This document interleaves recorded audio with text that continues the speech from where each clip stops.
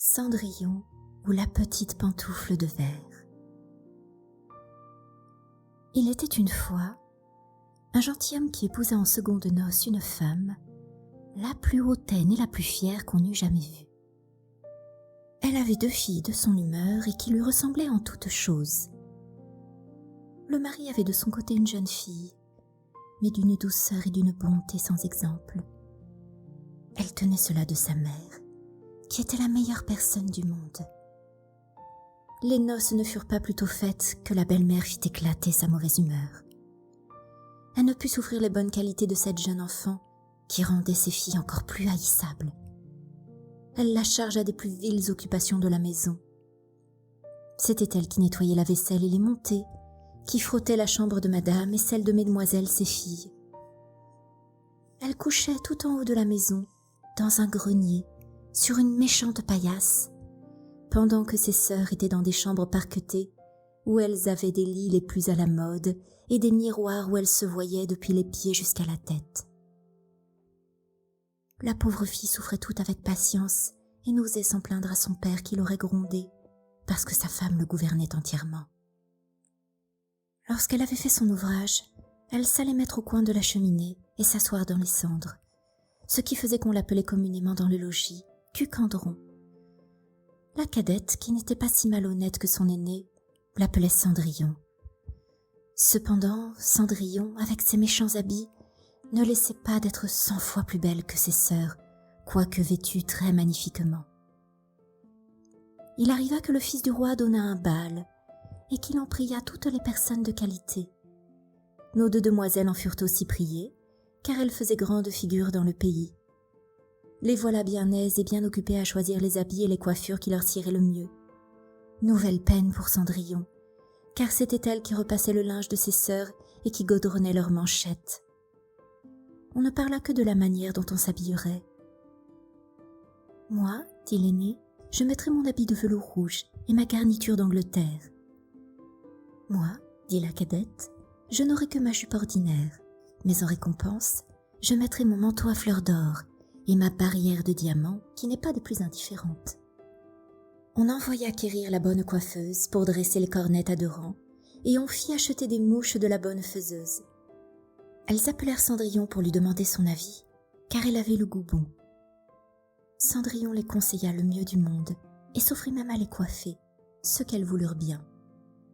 En les coiffant, elle lui disait « Cendrillon, serais-tu bien aise d'aller au bal ?»« Hélas, mesdemoiselles, vous vous moquez de moi, ce n'est pas là ce qu'il me faut. » Tu as raison, on rirait bien si on voyait un Cucandron aller au bal. Une autre que Cendrillon les aurait coiffées de travers. Mais elle était bonne et elle les coiffa parfaitement bien. Elles furent près de 2 jours sans manger tant elles étaient transportées de joie. On rompit plus de 12 lacets à force de les serrer pour leur rendre la taille plus menue, et elles étaient toujours devant le miroir. Enfin, le jour arriva. On partit, et Cendrillon les suivit des yeux le plus longtemps qu'elle put. Lorsqu'elle ne les vit plus, elle se mit à pleurer. Sa marraine, qui la vit tout en pleurs, lui demanda ce qu'elle avait. « Je voudrais bien. Elle pleurait si fort qu'elle ne put achever.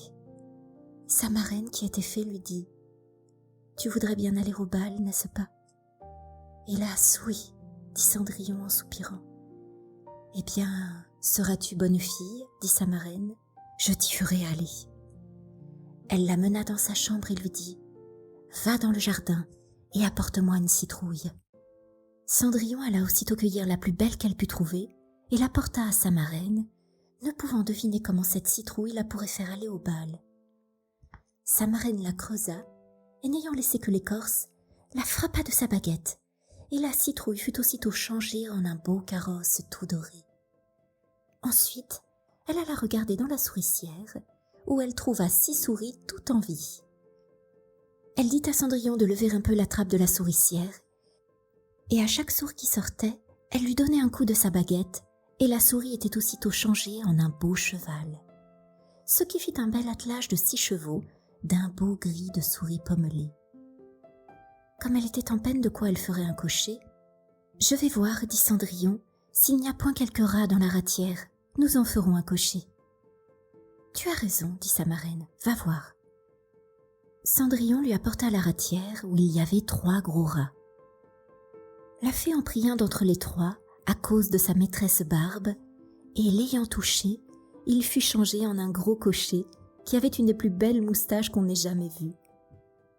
Ensuite elle lui dit « Va dans le jardin, tu y trouveras 6 lézards derrière l'arrosoir, apporte-les-moi. » Elle ne les eut pas plutôt apportés que la marraine les changea en 6 laquais, qui montèrent aussitôt derrière le carrosse avec leurs habits chamarrés et qui s'y tenaient attachés, comme s'ils n'eussent fait autre chose toute leur vie.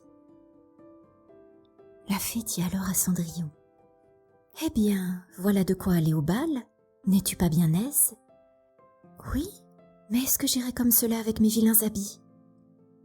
Sa marraine ne fit que la toucher avec sa baguette, et en même temps, ses habits furent changés en des habits de drap d'or et d'argent, tout chamarrés de pierreries. Elle lui donna ensuite une paire de pantoufles de verre, les plus jolies du monde.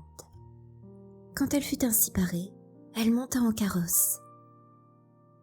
Mais sa marraine lui recommanda sur toute chose de ne pas passer minuit, l'avertissant que si elle demeurait au bal un moment davantage, son carrosse redeviendrait citrouille, ses chevaux des souris, ses laquais des lézards, et que ses vieux habits reprendraient leur première forme. Elle promit à sa marraine qu'elle ne manquerait pas de sortir du bal avant minuit. Elle partit, ne se sentant pas de joie. Le fils du roi, qu'on alla avertir qu'il venait d'arriver une grande princesse qu'on ne connaissait point, courut la recevoir. Il lui donna la main à la descente du carrosse et la mena dans la salle où était la compagnie. Il se fit alors un grand silence. On cessa de danser et les violons ne jouèrent plus, tant on était attentif à contempler les grandes beautés de cette inconnue. On n'entendait qu'un bruit confus. « Ah, qu'elle est belle !» Le roi même, tout vieux qu'il était, ne laissait pas de la regarder et de dire tout bas à la reine qu'il y avait longtemps qu'il n'avait vu une si belle et si aimable personne. Toutes les dames étaient attentives à considérer sa coiffure et ses habits, pour en avoir dès le lendemain de semblables, pourvu qu'il se trouvât des étoffes assez belles et des ouvrières assez habiles. Le fils du roi la mit à la place la plus honorable, et ensuite la prit pour la mener danser. Elle dansa avec tant de grâce qu'on l'admira encore davantage. On apporta une fort belle collation, dont le jeune prince ne mangea point, tant il était occupé à la considérer. Elle alla s'asseoir auprès de ses sœurs et leur fit 1000 honnêtetés. Elle leur fit part des oranges et des citrons que le prince lui avait donnés, ce qui les étonna fort, car elle ne la connaissait point. Lorsqu'elle causait ainsi, Cendrillon entendit sonner 11h15. Elle fit aussitôt une grande révérence à la compagnie et s'en alla le plus vite qu'elle put. Dès qu'elle fut arrivée, elle alla trouver sa marraine et après l'avoir remerciée, elle lui dit qu'elle souhaiterait bien aller encore le lendemain au bal, parce que le fils du roi l'en avait prié. Comme elle était occupée à raconter à sa marraine tout ce qui s'était passé au bal, les 2 sœurs heurtèrent la porte. Cendrillon leur alla ouvrir. « Que vous êtes longtemps à revenir ?» leur dit-elle en bâillant, en se frottant les yeux et en s'étendant, comme si elle n'eût fait que de se réveiller. Elle n'avait cependant pas eu envie de dormir depuis qu'elle s'était quittée. « Si tu étais venue au bal, lui dit une de ses sœurs, tu ne t'y serais pas ennuyée. Il y est venue la plus belle princesse, la plus belle qu'on puisse jamais voir. Elle nous a fait 1000 civilités, elle nous a donné des oranges et des citrons. » Cendrillon ne se sentait pas de joie. Elle leur demanda le nom de cette princesse, mais elles lui répondirent qu'on ne la connaissait pas, que le fils du roi en était fort en peine et qu'il donnerait toute chose au monde pour savoir qui elle était. Cendrillon sourit et leur dit « Elle était donc bien belle ? Mon Dieu, que vous êtes heureuse, ne pourrais-je point la voir ? Hélas, mademoiselle Javotte, prêtez-moi votre habit jaune que vous mettez tous les jours. » Vraiment, dit mademoiselle Javotte, je suis de cet avis. Prêtez votre habit à un vilain cucandron comme cela. Il faudra que je fusse bien folle. Cendrillon s'attendait bien à ce refus, et elle en fut bien aise. car elle aurait été grandement embarrassée si sa sœur eût bien voulu lui prêter son habit. Le lendemain, les deux sœurs furent au bal, et Cendrillon aussi, mais encore plus parée que la première fois. Le fils du roi fut toujours auprès d'elle, et ne cessa de lui conter des douceurs. La jeune demoiselle ne s'ennuyait point, et oublia ce que sa marraine lui avait recommandé. De sorte qu'elle entendit sonner le premier coup de minuit, lorsqu'elle ne croyait pas qu'il fût encore 11 heures. Elle se leva et s'enfuit aussi légèrement qu'aurait fait une biche. Le prince la suivit, mais il ne put l'attraper. Elle laissa tomber une de ses pantoufles de verre, que le prince ramassa bien soigneusement. Cendrillon arriva chez elle bien essoufflée, sans carrosse, sans laquais, et avec ses méchants habits, rien ne lui étant resté de toute sa magnificence qu'une de ses petites pantoufles, la pareille de celle qu'elle avait laissée tomber. On demanda aux gardes de la porte du palais s'ils n'avaient point vu sortir une princesse. Ils dirent qu'ils n'avaient vu sortir personne, qu'une jeune fille fort mal vêtue, et qui avait plus l'air d'une paysanne que d'une demoiselle. Quand ces deux sœurs revinrent du bal, Cendrillon leur demanda si elles s'étaient encore bien diverties et si la belle dame y avait été. Elles lui dirent que oui, mais qu'elle s'était enfuie lorsque minuit avait sonné, et si promptement qu'elle avait laissé tomber une de ses petites pantoufles de verre, la plus jolie du monde, que le fils du roi l'avait ramassée, et qu'il n'avait fait que la regarder pendant tout le reste du bal, et qu'assurément, il était fort amoureux de la belle personne à qui appartenait la petite pantoufle. Elles dirent vrai, car peu de jours après, le fils du roi fit publier à son de trompe qu'il épouserait celle dont le pied serait bien juste à la pantoufle. On commença à l'essayer aux princesses, ensuite aux duchesses et à toute la cour, mais inutilement. On la porta chez les deux sœurs, qui firent tout leur possible pour faire entrer leurs pieds dans la pantoufle, mais elles ne purent en venir à bout. Cendrillon, qui les regardait et qui reconnut sa pantoufle, dit en riant « Que je vois si elle ne me serait pas bonne !» Ses sœurs se mirent à rire et à se moquer d'elle. Le gentilhomme qui faisait l'essai de la pantoufle, ayant regardé attentivement Cendrillon et la trouvant fort belle, dit que cela était juste et qu'il avait ordre de l'essayer à toutes les jeunes filles. Il fit asseoir Cendrillon et, approchant la pantoufle de son petit pied, il vit qu'elle y entrait sans peine et qu'elle y était juste comme de cire.